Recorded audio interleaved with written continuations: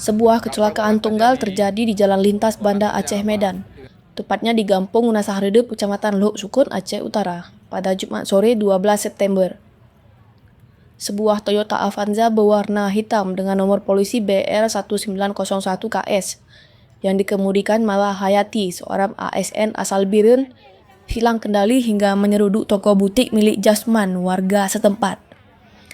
Kasat Lantas Polres Aceh Utara AKP M. Jamil menjelaskan sebelum menabrak toko, mobil tersebut lebih dulu menghantam tembok pembatas di sisi toko. Peristiwa ini bermula ketika sebuah kendaraan dari arah belakang hendak mendahului mobil. Untuk memberi jalan, pengemudi Avanza melebar ke kiri hingga keluar dari badan jalan dan tidak dapat menguasai setir.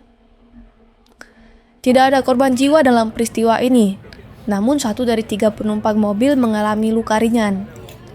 Polisi memastikan korban tersebut sudah dibawa ke rumah sakit dan mendapatkan perawatan medis.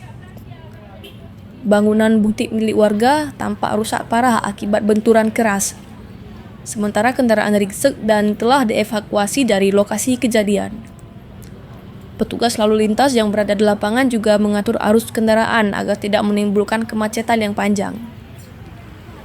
Polisi mengimbau masyarakat agar selalu waspada, menjaga konsentrasi dan mengutamakan keselamatan saat berkendara, demi mencegah peristiwa serupa terulang kembali.